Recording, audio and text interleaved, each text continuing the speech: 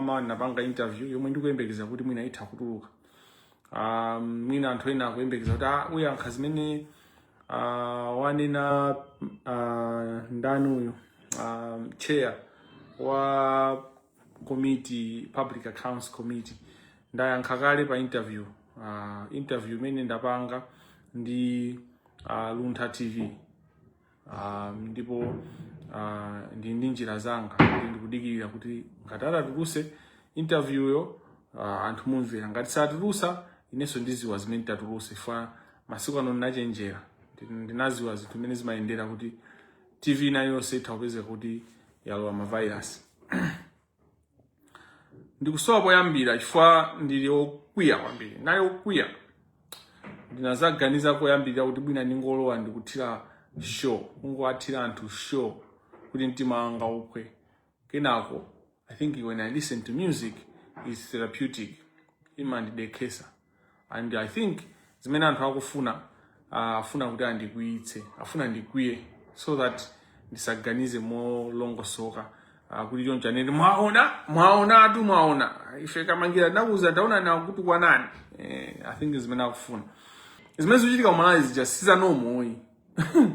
It's not normal for Wanda Msisha pa times pa hot current kunena kuti musamango bisala kuseli kwa Facebook pa social media mubwere muzapangira zinthu zanu zokuma ife timamenyera ndipo tikatuluka athatha kuti menya makofi. Aina Wanda atamene kuti anagwesa dashboard nthawi ya mavoti. Nthawi ya mavoti pamene IPM amatsogola times inagwesa dashboard, inagwesa kuti anthu asaone kuti IPM akusogola. Ndi mulandu kuti umene uja waukulu, mulandu ofuna kusokoneza chisankho. At times they are guilty of mulandu ofuna kusokoneza chisankho. They wanted to disturb the nation. They didn't want samafuna anthu kuti aziwe chilungamo nthawi ya elections. Adaona kuti IPM akusogola. This is the reality. That's the reason why. And panali communication Wanda uja amayankhula ndi munthu wa ku MCP. Do you know kuti anthu anathamangisidwa ndi zikwanje, anthu amene amayendesa za chisankho, amene amayendesa za manamba, umaziwa zimenezo. And part of the plan, ajina Wanda anali part of the plan. Anthu amene ajawo akamafuna kundiseka pakama ngati sawu ndipanga air at times ndi chifukwa chona zoti they are guilty of crime. Ndi anthu ochimwa, anthu olakwa atu ndi amene akunjenjemera ndi Kamangila. Koma kwa anthu kumalawi ngati kuli anthu 22 million, anthu 21 million 990 thousand alibaize. Alibaize anthu amene akunena kuti angotchula aliyese sakukwana so 100 anthu amene ndatchula ineyo. Ndipo ndi kagulu kake kamakhala kotero kuti titati tikaunguze katha kukhala mwina 500 1000 kadziko kagulu ka anthu kamene kakuthamanga kusokoneza dziko lonse la anthu 22 million.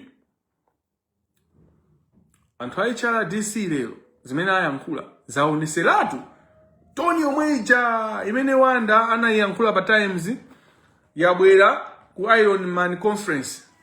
Ku Iron Man conference kumene ayankhula mpinganjira convict Tom Mpinganjira says musadandaule kuti akubandi ndani kapena asakubandi ndani. Munthu amene afuna kupanga motivate my youth, anthu amene mampanga inspire. You know, we should do this issue, we should discuss it for a month. Zimene anayankhula Tom Mpinganjira ku Iron Man conference. But that's the nature of those people. They have no substance. I mean, muna hapo Tom akuyankhula substance. Tani tumizeni video in Moses. Share the videos. Tom, to me, has never spoken substance. He's always in his space. Akamanyoza for you in his tongue. He's a serpent. Tom Mpinganjira is a snake. He's a serpent. All he knows is to poison. He poisons people. He poisons society. Tom Mpinganjira is a snake. You can't see because you're not deep. You're not in your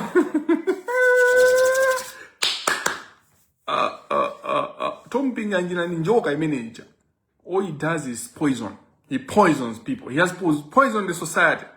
He has poisoned the game of football. The game of football in Malawi is sponsored by criminals, money launderers. Tibanga live yake. Ndipo mpira wa Malawi uja usokonekera. Ti usokoneza pompa. Mpira umene wa Malawi sponsorship ajina Fleetwood muyenera kuti nakupanga niwoni Fleetwood. If there was someone that was advocating for change in the game of football, I was one of them. My Facebook page has got a record. Me pushing kunena kuti we need to change. We can't continue having one person. Muntu sangakhale wanzeru ekhaya koma ajina Fleetwood, they are involved in money laundering. So ndizanena. You know, matimu onse nzakamba za big bullets kuti kodi zimayenda bwanji money laundering, nzakamba za Wanderers, nzakamba za Craig, nzakamba za timu ya uyu yandani and wose okubite they are alisa kutenga timu ndi nzafotokoza kuno bwino.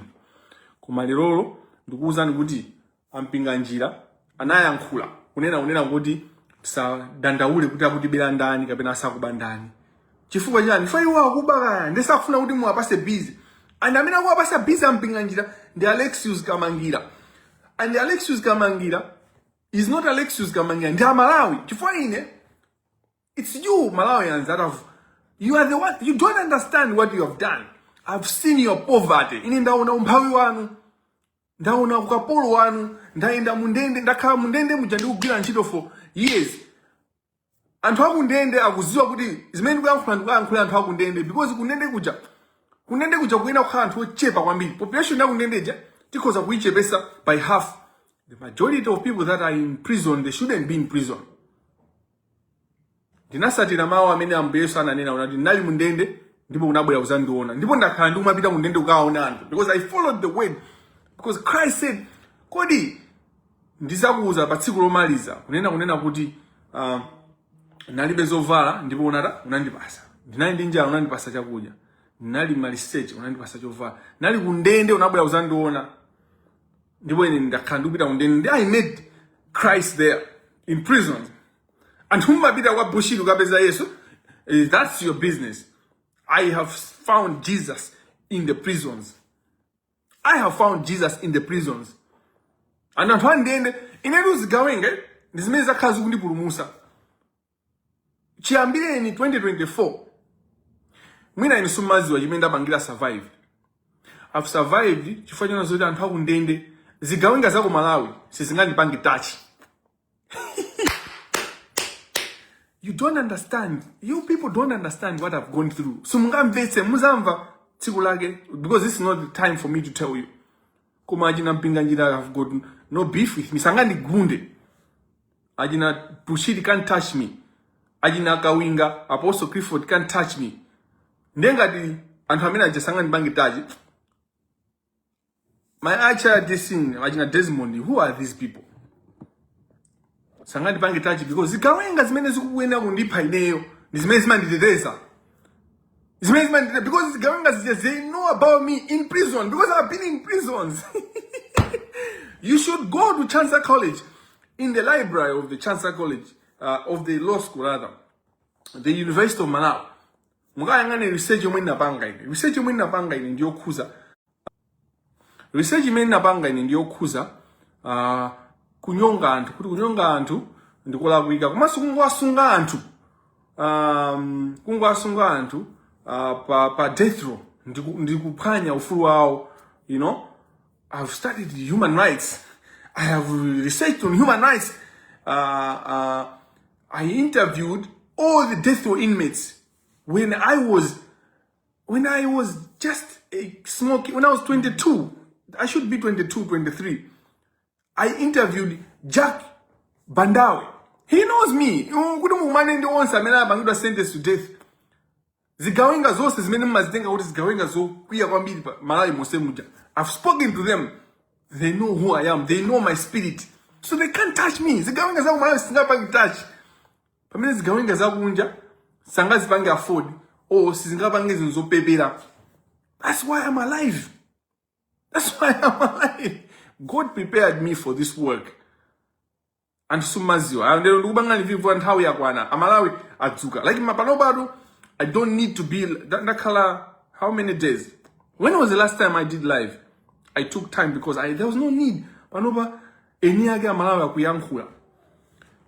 Lero Lord aina Desmond ndi uyu Robert Nkwezalamba ndi Robert is a criminal. Milandu ya Robert kuti tingoyangana mungomuyangana mumfufuze ngoti ama journalist aku Malawi and ndikama kunena also pa interview pa press briefing journalist akudanda lona nati ifeso anati nena nawo kuti zimene kuuza ndizaboza. Come out and disapprove these things. When I call you out, you don't need to answer me with words. Answer me with your actions. Dziko la Malawi ndulu kusinta. Inu ngati simukuona ndizara. So Malawi ngakhale ama journalist akulemba how I want a journalist who is brave to write and to find out, to do an investigation. I want PIJ. What else? Investigative magazine. They should investigate the judiciary from 2020 to 2024. Or let's just say 2022 to 2024. Then from 2024 to 2026, a period of 2 years, then they should bring out the results. My researchers, University of Malawi, do the research. Catholic University, do the research. If you have research, Center for Research, just investigate court mene Ken Manda anali ku commercial court ya Blanta. Just investigate what was happening and what is happening now. Investigate the IRC, the Industrial Relations Court. What was happening then? What is happening now? Investigate how people are operating within the judicial system. There's no human rights advocate in Malawi that has had impact like I have done. But it's why? It's not because of me, but what is inside me. God has used me in the field where people don't associate God and the work. Human rights is not associated with God. But Jesus Christ was a human rights advocate. That's why when Jesus was always fighting for women. Do you know what? So the message that I wanted to give for Easter, because in how we are Easter, message I'll do a live on Sunday where I'll tell you the message of Easter. One of the main issues about Easter, the resurrection of the Lord, is how great women are. Do you know the first person to proclaim the resurrection of Jesus? Kuuka kwa Ambuye Yesu, muntu woyambirira kulengeza kuti Ambuye wauka. Ndi nzimayi kake. The weakest, God chose the weakest. The woman was the first person to declare resurrection, to declare salvation. Because salvation yatu, chipulumutso chathu, chili chapa Yesu kugonjetsa imfa. Imfa yapantanda ijemene imfa yonyozeka kwambiri. Because that was the most demeaning way to die, was to kill you on the cross, was to die on the cross. So the first person that reveals the message of resurrection, which is basically the message of our salvation, is a woman. Where were the men? The men were hiding. And the men running away from problems began from how you mene ajina Judas anangobweresa. Judas Iscariot anangobweresa asirikali. Who gets the money kuja? Of course Simon Peter anagusa lubanga. Ndiku nseteka nalo wina pali pajana kudu banga ambesa nangomgwira kumuchiza. Koma pompa janthu anayamba kuthawa. Mene amangwira Yesu athawa pangapo. Anakafika chabwino Simon Peter kumene amakapanga Yesu zosiyana koma Peter anankana katatu. Zimenezo sizinkhani yake. Koma muona unena kuti ulendo onsewo konseku mpaka na pamene Ambuye Yesu amafuna kumwalira. Mai yake Maria anayi naye. Mai yake Maria anayi naye Yesu. Nzimayi winaso anayi naye. Ndiwo ophunzira uyu Yohane. Koma Yohane sanaende naye Yesu konse. Koma konseku Yesu amene even munji mena ananyamula mtandawo kumapita ku Golgotha anakumana ndi ndani kodi azimayi amene ankamulirira ndikunati ayi musandilirire ine koma mulirire ana anu chifukwa zawo nazoopsa. Musandilirire ine koma mulirire ana anu ina Joseph ine inu ankwe Robert Nkwezalamba, inu Desmond Muhango. Musadandaule Kamangila, muzidandaulire inuyo ndi ana anu, ndi banja akubanja kwanu. Chifukwa mukuona zoopsa, sikuti muzaona, koma mukuona zoopsa. Koma muli opepera, muli atulo, ndinu ziserekwete, mungoganiza za nsima ya Lerolo. You're thinking about nsima, ndifaka mumabwera mankhola zopusa, kuita na majournalist, ndalama akupasani ajina Mpinganjira, ndalama akupasani ajina Frank Mbeda, ndalama akupasani Mwanamveka. Nkani ya mayilisija ikugwesa Mwanamveka. Mwanamveka has to go. And we will not tire. We will not tire. Mwanamveka has to go because he is responsible for stealing ndalama za anthu ogwira ntchito mboma. Ndiye akalebe minister azigwira ntchito ndinda pamene anabera anthu amene akuyena kugwira nawo ntchito.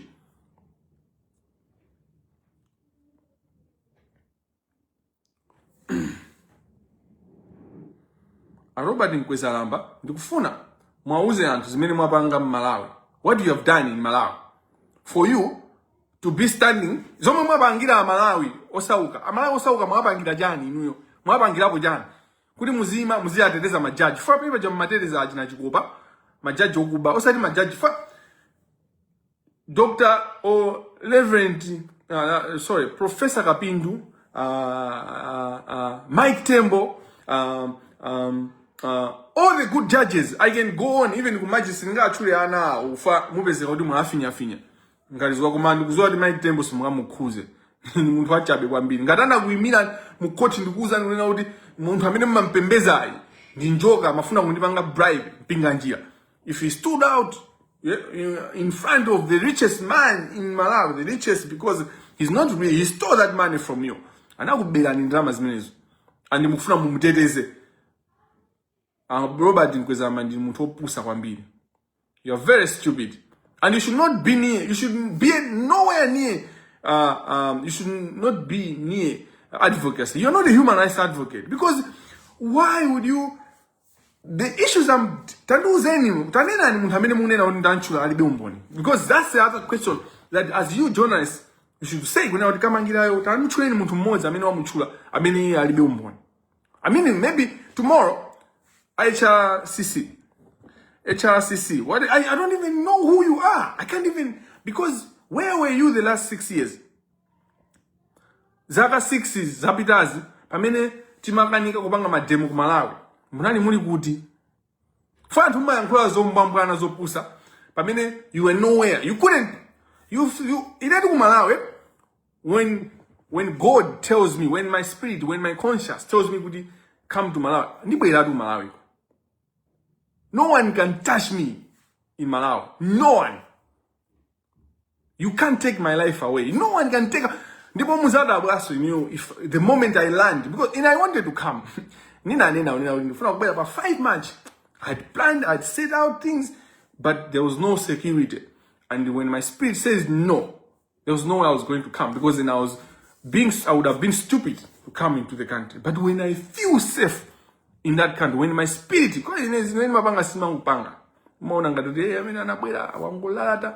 don't know what you're dealing with. You don't know what you're dealing with. So you know, Robert Nkwezalamba, aina Tamia Ja, Hannah Jabez, akalabu yang alipa social media for years. Kumana miza Malawi, kumana mkula zintu zo sakalabu ino, ndipo kumabanga declare. So I'm a human rights advocate. Ndidibe jifuka ndi interest ya muntu kuti iye akonda jani. Kaya onda wankazi, kaya onda wamamuna, ndinene ndidibe jifuka. I have no business with what the people do in their private spaces. Kumalawi, kukhala muntu, oti ukukonda, mamuna nzako, kamena nkazi wa nzako, ni mulandu. Open up, Malawians. Open up your mind. Open up your eyes. Kumalawi. Kumagonana ndi mamuna nzako. Kumagonana ndi nkazi nzako. Ndi mulandu. Si ineyo. Ameni naika mulandu meneo. Si na mama mene si naika. Tamia Ja. Amene ali Hannah Jabez. Wakala kunyangwa. Ndikumapanga zakezo. Muonekera pa Facebook. No one has ever called him.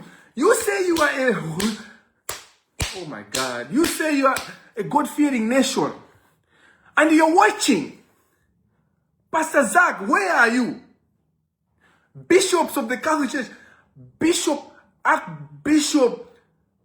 archbishops, where are you? I didn't want to mention the other bishop because I know his situation is not around in the country. But Nsusa, where are you? Archbishop Nsusa, where are you? What are you talking about? Azibusa, Mukutijani, you have Muntu. I mean, I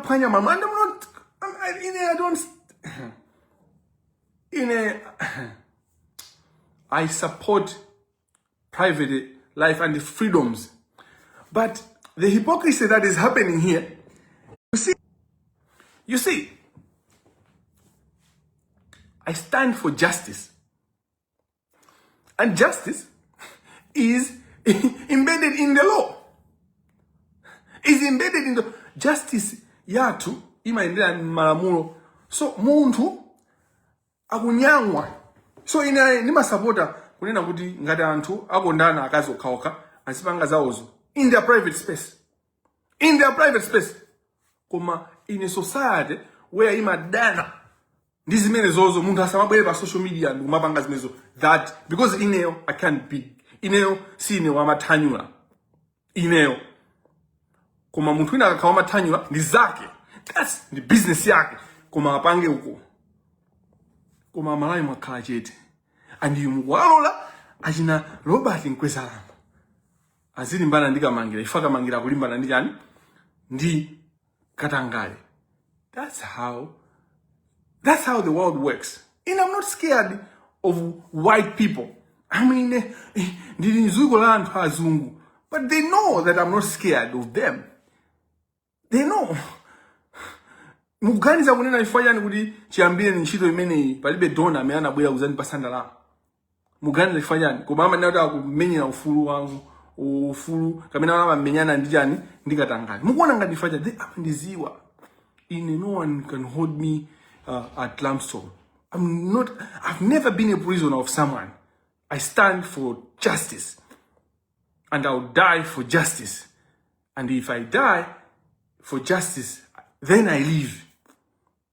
Because it's only when we die for Christ, when we die for the poor, when we die for the weakest in our community, when we die for truth, that we live, than when we live for falseness. Pamene tikhala moyo titazunjikira chuma kuma chuma chokuba ndife akufa kaya. Pamene tibera anthu chuma ndikuzunjikira tilibe kanthu, we are empty, we are nothing. That's why the Bible says kodi upindulanji ngati upeza zonse ndikutaya moyo wako. No one can hold me at a ransom. No one. I've told truth. That's why I left. That's why kuchango jasana ngandi pangira new contract yanga. That's why my organization no samene ndagwira ko ntchito ineyo nimajoka ko ndi moto. Chifukwa yodi I stand for truth. And it is not makandi kunena chakanja kuti easier. When I can't change a situation, I leave. Because if you can't change a situation, the situation changes you. Hello? Ukakhala mama already? Ndipo ukuona kuti zikuchitika zolakwika. Ndipo kuyesesa kuzisintha zinthu zija. Zinthu zikukanika. Ngati ukakamira ukhala pene popo, zinthu zikukanika kusintha. Zinthu zazima kusintha, umasanduka no part of the things. Ndizimene manena unati ukalowa mchimbuzi chokumba. Umafika mmene muja umakhala umamva fungo, umamva kununkha. Koma ukakhala mphindi pang'ono, fungo lijali majoka. Why? You become you normalize. So that's what happens. That's what happens. Achina Robert Nkwezalamba ndi anthu onena kuti ndi sewage imene jayo akununkha kumasangazimve because they are used. Akhalisa mununkho akhalisa mununkho mumanyimo azipakapaka manyi amene ajawo. When you listen to the reaction ya Baba Stephen Mulondera, you will see the truth. The truth is out there. Zikuchita kuoneka. And mukupanga ignore. Ndeni mafuna ndinene unena kuti interview ena ake andipanga interview ndipo ndauza unena kuti ndayankha koma chimene ndifuna kubweza ndikuti ndikupempha Zodiac chanchani nonse takonzani National Day of Debate. You know, you call it a Justice Day. Mukonze mulindima madolo upanga za IT za chanchani. I can have a debate with anyone. Send your best. Send your best. Kama mubelesa Dr. Chikosa Surungwe, I'll engage Dr. Surungwe. Kama mubelesa ndani amene mukuona kuti Kamangila upanga zotalika. Kama mubelesa Judge Chikopa bwelesani. Let's have a fair debate, a fair discussion. If you don't call it a debate, maybe it's more destructive. Discussion. I'm open to have a discussion. Even HRCC izakale uko muhango pamenepo kweza namba pamenepo kamaika jabo. One of the persons that was on that panel ni munthu oti ndimamulemba ntchito ini kaya. Ndimamulemba ntchito ini zokhuza mozi mwa anthu amene wakhala pa panel pamene paja ndi munthu oti ndimamupasa ntchito yokhuza kulangiza anthu za mmudzi ndi za chilango chonyongana. Nzibambo ndithu wamkulu, you know, nzibambo kuti he might be to my age times 2 plus ndi malizani chakwera malizana mankwaji chawajakecha ndika anthu age yaine times 2 ndika anthu pamwambapo koma mutu mulibe kena kalikose. There was also zigawenga ngati inagangata anyamata koma mutu mulibe kena kalikose angoganiza zoti abachipati inagangata. But you also have old people and hodi ali my age ajina Tomo mpinganjira. I mean, the ganiza njoti malamulo ande azemba banji. Ajina Bushiri, ajina matako, apa mido. Sa nyamata, sa kulu, ajapena bagi. Ongo ganiza kuti kodi Malawi ndi muomba banji. Muntu wa Africa ndi muomba banji. Muntu amene ali desperate. How am I going to confuse this person? We can't have a country like that. And those are the people amene upanga inspire kuti azakali president. Not in my Malawi. Not in Malawi ya ineyo. Not in Malawi ya inuyo wa Malawi. Simulola zonina kuti we are changing that country. We are going to create a system where we don't have ajina Desmond Muhango or ajina Robert Nkwezalamba kumayankhula zopusa. Those people amena kumangidwa. Amena kumangidwa kungotuluka mujeri. That's mesa mungoti kodi anthu azikhala accountable. Amena kumangidwa fa zomayankhula ndi zopepera. Ajina Bagiri Munuzi TV Haswell Bello akakunamiza mala akakunyoza anthu achina chimwendo ajanyozedwa anamiza chakwera wanyozedwa ndi Haswell Bello for 5 years. Achina Nkweza Lamba nali kutiko and my journalists, you see this way you let people go because make it make sense. Like, what are you talking about? Oh, so I'm not going anywhere. I'll do my my advocacy in the way that is going to work. And if you are responding, kati munamba ubanga sponsor tanyamata tosazwika bwino, kena munamba sponsor ayina Boni Galindo, kena munamba sponsor ma citizens of time concerned, ma face janja panono mwafika mpaka na ku HRCC. Mwachepa ka. Mungunama ka. Mwango ndipasa fire. Ndipo mwango zoba mubangaze Mungu ndipasa mangolomera. Ndipo sumunati. Ndipo mulakatika. Ndipo muphwisa sumunati. Munyerebwa. Chifukwa the fruits of sin is death. And death is what is following you. Maka pene mukakamira apa. Ana Israel amene ali Malawi Mulungu akwapulumutsa. And Mulungu akwipulumutsa Malawi. Mfune msafune. Ndipo pamene nyanga mukupanga zanuzi tindrama limene mukubatu ndikumati kuonjezera ndikumapanga zosiyana masakata. You're doing cyber attacks mwalemba chikalata ku skulu yanga kuti andichose pa scholarship. Ndachipanga shares pa Facebook kuti mwalemba kuti andichose pa scholarship kunoko. mufuna munde ngati anthu alimba mtima kuunguzana